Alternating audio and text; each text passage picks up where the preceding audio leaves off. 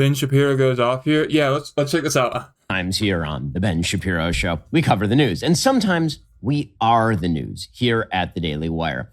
Well, over the past few weeks, the Daily Wire, you might have noticed, has been the subject of a bunch of hit pieces, like a veritable cornucopia of hit pieces. There was one from the Washington Post, and there was one from Puck, and then finally, there was an especially ridiculous one from the stellar journalists at New York Magazine, who literally plagiarized their hit piece from the Washington Post. So much journalisming, high-level journalisming. Well, this morning, that New York Magazine piece is lighting up the interwebs. It's lighting up X.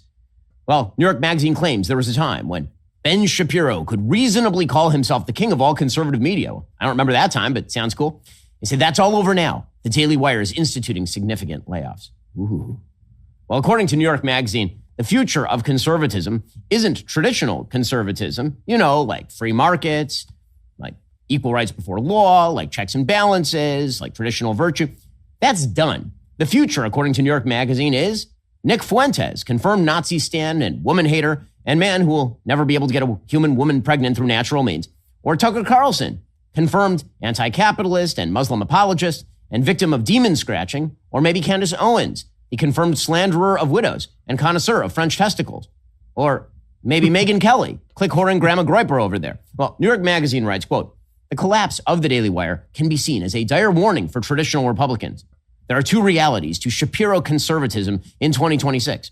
It retains a significant foothold among Republican elites, and it is being fast rejected by the future grassroots of the parties." First of all, that's just wrong. By the polling data, the positions that we take here on the show are reflective of the broad majority of Republicans. That's just the reality. But I figured that we should address all of this head on. So it's true. The Daily Wire laid off some 13% of our workforce since the beginning of the year. And that really sucked. It was truly sad because all those people are great. And anytime, we're in business, anytime you lay people off as a business, that really sucks. It's tough. It's bad for them. It's bad for us. And I'm personally working to find other places of employ for as many of these people as I possibly can, because everybody who we let go deserves a job somewhere else. They're great folks. But for our critics, this was all cause for massive celebration. The joyful popping of the corks, or maybe in the case of Nick Fuentes, a victory celebration with Catboys and lubricant. And listen, we're honored by the attention. See, here's the thing.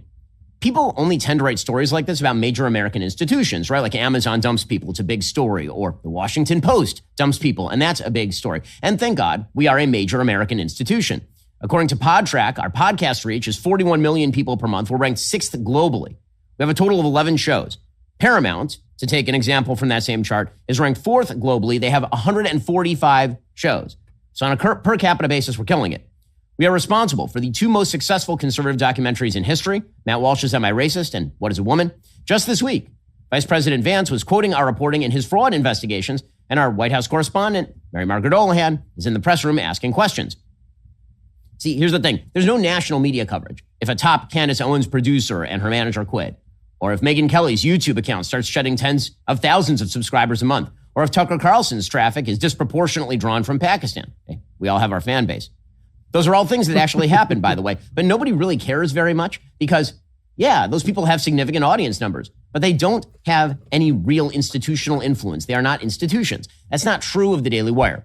We're big enough that people care when we trip up. And of course, like any business, we have our ups, we have our downs. But as Mark Twain put it, the reports of our death are greatly exaggerated. But here's the thing. There's something else going on here. Something very clear going on here. The media left and the woke right, that'd be like Candace and Fuentes and Tucker and Megyn, all of them. Together, the new left. Yeah, so I'm not going to lie. I do think that, this may be a hot take, but I think Ben Shapiro and the Daily Wire, and especially Matt Walsh and Michael Knowles is one of my favorite political pundits. I do think that they've built something pretty amazing, and I do think that their core values, the things that they do speak on, are generally pretty wholesome and pretty true to what conservatism is all about, in my opinion. I also think that Ben Shapiro was doing the whole Charlie Kirk thing way before Charlie Kirk was even doing that. So I think that the hate towards Shapiro sort of lately has been sort of forced. It's sort of this weird the big bad Jew sort of psyop that's going on is definitely very real, and I don't know why I feel like this is a hot take, but I do think that Shapiro is generally on point about a lot of things. And I don't know. Tell me, what do you think in the comments? If you disagree, that's fine. But I just like to hear what you think. I don't think that because he is a supporter of Israel that means he's like not America first. I think that he's generally, I used to listen to him a lot more. I don't really listen to him anymore, but I used to listen to him a lot more. And I always remember him being America first, not Israel first. And I definitely, in a sense, do believe that the radical jihadis are a little bit worse than the Israelis over there right now. But I generally am just tired of hearing about it, if I'm going to be honest. But yeah, what do you think? Tell me. Let's talk. They are attempting to destroy traditional conservatism. That's the whole thing here. See, the Daily Wire is the largest traditional conservative media company in the digital space by like a ton, by leaps and bounds. We are multiple times the size of any of these others. We have lots of conversations on our platform between our various hosts about topics ranging from AI to the Middle East, on Catholicism and Judaism and all of it. There's a lot of rich disagreement here at the Daily Wire. But in the end, what we stand for here at the Daily Wire is pretty simple: truth and virtue and freedom. And that is what the new left, meaning the old left and the horseshoe right, would love to destroy. It's why the attacks have been coming fast and furious for weeks now. They want to destroy traditional conservatism. It is their goal in life. They want to destroy it for a couple of different reasons. The left for one reason, the woke right for another. In our supposed vulnerability, people from Nick Fuentes to Tucker, from Candace Owens to New York Magazine, from the Washington Post to Megyn Kelly, they see an opportunity to supplant traditional conservatism with a conspiratorial, grievance-addled, nutty version of populism. Or, in Megyn's case, just make some quick clicks and cash. It's a lucrative grift. It's a dangerous grift for America. So why is this happening? Well, obviously, for the media left, we get it. We get it. For the media left, we get it. They're always... I will stand my ground on this. If you can't objectively call out Candace Owens for absolutely bashing Charlie's widow, there's some sort of mental problem going on in there. If you're really buying into the conspiracy that she got him killed because she wanted to supplant him in the company, dude, if you genuinely believe that, I really don't know how to help you. I really think what Candace did and what all the conspiracy nut jobs did really, really had a bad effect on what is an innocent woman, an innocent grieving woman. So I will stand my ground on that. He's happy to run this grift because they love a right that is crazy. They don't want a right that is characterized by normie beliefs. They want a right that's nuts, because the easiest way to make AOC president in the 2028 election is to have that nutty lady run against a conservative movement that is focused on Brigitte Macron's testicles or demon attacks in the wilds of Maine, or why the Jews are responsible for your incurable gingivitis and horrific body odor and inability to get a date. Now, as for the woke right, the new left, again, that would be Fuentes and Tucker and Candace and company. They're ecstatic about all of this for both business and political reasons. One, they're our competition, but second, they want to tear down traditional conservatism. Their whole goal is to cannibalize the traditional conservative audience. There are, by all available metrics, a hell of a lot more traditional conservatives and rational people in this country than nuts. Yeah. Fuentes telling people to vote Democrat is just beyond wet-brained. I mean, I actually don't understand that. I listened to his debate with Crowder, too, on that matter, and I thought that his objections and the case that he made was just poorly put together. I don't see it's accelerationism. That's what it is. They want to make it worse so that it'll get better or something. But that's ultimately just giving Democrats power, and that would ultimately just hurt everything. I don't think that there is no proof that there will be some sort of saving grace that happens after that. I think that we start with what we have and we keep moving forward. But their goal is to gut the conservative movement and then turn it into a skin suit for their own perverse politics. That's the whole thing, which is why many of them are now coming out as Democrats. That unity is the thing. That unity is the thing. This is why Russia Today is the official outlet for the Kremlin. He's right. It is run by the Russian government. He's right He's about retweeting that. Nick Fuentes' triumphalism today. Fuentes tweeted out, I won, after that New York Magazine piece came out, that Fuentes won. Well, I don't know. Living in your basement and streaming for 8 hours a day while jacking off to the Catboys, it's a form of winning, I said. All right, I mean, whatever floats your boat, my dude. You might call the Russia Today Fuentes get-together an online Molotov-Ribbentrop pact. Well, it's also why the Washington Post is happy to quote Candace Owens, the ranting bag lady of the internet, to explain that the Daily Wire's numbers are down. Again, that alliance between the left and the woke right is totally real, and it's active. This is why they are getting together to formulate stories. It is why they are repeating the same talking points. Now, Candace says that the Daily Wire's numbers are down because people don't want to be lectured. And this is the teenage point of view from Candace and Megyn and Tucker. They're all saying the same thing. They don't want to be lectured. Don't lecture me. Megyn tweeted in March 2026, "You're the coward, Ben, and your moral preening, priggish lectures and holier-than-thou judgments are the reason you are losing fans, and more than that, friends, at a record rate." All these people are on the same script. They're all on the same script. And also, because as people who traffic in crap for sweet, sweet lucre, they would love to be spared the lecture. They don't want to be lectured as they grift. So they're going to do the same thing that, a 13-year-old boy would do if caught doing naughty things on his iPad. They don't want to be lectured. Don't you lecture me. Well, it turns out sometimes in life, people need lectures in decency, in reason, and in truth.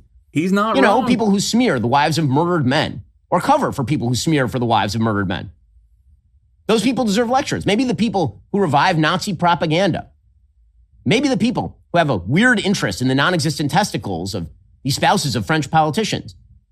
Or maybe the people who make a cause with, actual Nazi stands. Maybe those people deserve lectures. Maybe the people who are repeating talking points from Hassan Piker and mimicking the propaganda of Vladimir Putin. Or people who just randomly start cursing so much and are hanging out with the Groyper adjacent and embracing Islam. Maybe those people deserve lectures. I don't know. Well, listen, there's always a big YouTube audience for that sort of crap. But let's be real. There's a massive online audience for pornography as well. People addicted to both deserve a bit of a lecture. But let's get back to the central issue. The point of the attacks on the Daily Wire is, of course, not just to attack the Daily Wire. It's to destroy traditional conservatism. That's the whole thing, the entire thing, all of it, every bit of it. That's the whole thing. The reason they are coming after the Daily Wire is because they want to come after you. They want to come after traditional conservatives who believe traditionally conservative things. It is no coincidence that at the same time, the Washington Post and New York Magazine and all the rest of these legacy left publications are attacking the Daily Wire. They're also writing strange new respect features on Nick Fuentes and Marjorie Taylor Greene and Tucker Carlson. The left wants those people to win. By the way, they're not hiding it very well. New York Magazine's piece says, quote, "Like the Rockefeller Republican of yore, the Shapiro Republican could go extinct entirely." That's what they want, right? They want traditional normie Republicans to go away. It's what they want, and it's what they hope for. And listen, maybe it will turn out that all these people who hate conservatism and what I consider to be traditional American principles, maybe they're right. Maybe it'll turn out that the future of the right, perverted by the algorithmic insanity of the internet, is sloppulism. The Tucker-style grievance conspiracism, complete with the night-scratching demons. Hope not. Or Candace Owens' usual brand of kookery. Or Nick Fuentes' transgressive Nazi cosplay. Or Theo Vaughn's man-child podcast illiteracy. Maybe that's where the right goes. Maybe that's what comes next. Maybe that's all facilitated by the click whoring of the Megyn Kellys of the world and justified by an appeal to audience numbers, because none of these people ever appeal to morality. They just point to their clicks. Maybe Idiocracy wasn't a satire. Maybe it was a prophetic documentary. But here's the thing from where I sit. That does not change one single thing for me. Not a single thing. See, here's the thing. I've been doing this since I was 17 years old. I started off when I was 17 years old writing a syndicated column on politics. I didn't do that because I wanted to get rich that way. That's not how you get rich. I got into politics because I cared about the truth, about saying things that I believe to be eternal and true. because I care about the ideas of conservatism. It's why I've done that for And that's all why I these respect years. Shapiro, to be honest. I care about free markets, and I care about private property, and I care about equal rights before the law, and checks and balances, and the Constitution. I care about all of those things. He does believe that I care about the America that the founders promised us, and the America that our parents and grandparents fought and worked for. And I'm not going to lie for cash. I'm not going to do it. I'm not going to tell you about the wonders of Moscow supermarkets or the glories of Sharia law in Qatar. I'm not going to pander for clicks by pretending that Erica Kirk might have been complicit in Charlie Kirk's murder, or that perverse and malicious questions about TPUSA's cover-up are somehow a bizarre form of investigative journalism. I'm not going to wink and nod at the transgressiveness of the Nazi incels, or chuckle along with people who pretend that a conspiratorial elite are the reason your life isn't everything that you want it to be. In the freest and most prosperous country in world history, I'm going to be grateful for America, and I'm going to point out what's great about America and what our principles are. I'm not going to do any of that other stuff. Because here's the thing, I got into this business to do precisely the opposite. I haven't changed my principles. I've been doing this for 25 years. I have not changed my principles. Now, there's a question that I get a lot these days, a lot. From friends, from family. People will come up and they'll say, what happened to all these people? Yeah, they understand New York Magazine and Washington Post and what they are, but what happened to, Candace Owens or Tucker Carlson or Megyn Kelly and all the rest? And I don't know the answer because I'm not a psychiatrist. But here's what I do know. Nobody has ever asked that question about me. No one, because my worldview has not changed. It has not changed. My principles haven't changed because I think those principles are true and good. And those principles are not going to change. So, in the end, take it or leave it. If people decide they don't want to hear it, it's a free country. That's their choice. But I am willing to bet my future and the future of America that more Americans agree with me than agree with the people who want to destroy the Daily Wire. I honestly think I'm betting that too. There are a lot more rational people in this country than conspiracy-mongering nut jobs. Yeah, and I'll probably get some comments in this video probably that will say, Ben Shapiro's Israel first or whatever. But I do think that he's right about a lot of this. I genuinely do think that he has been the sane one ever since Charlie is gone, speaking facts on the matter. I don't think that there is good enough evidence to prove that there's some crazy conspiracy theory with the Kirk assassination. I think that what he just laid out for everybody is the in fact truth. And if you have a problem with that, I'd really like to hear it in the comments. By the way, like, subscribe. If I just I wanna talk to people about things that matter in the world and current events. And I feel like the only way to do that is to have a platform. So help me get that platform. I love you guys. I'll see you on the next one.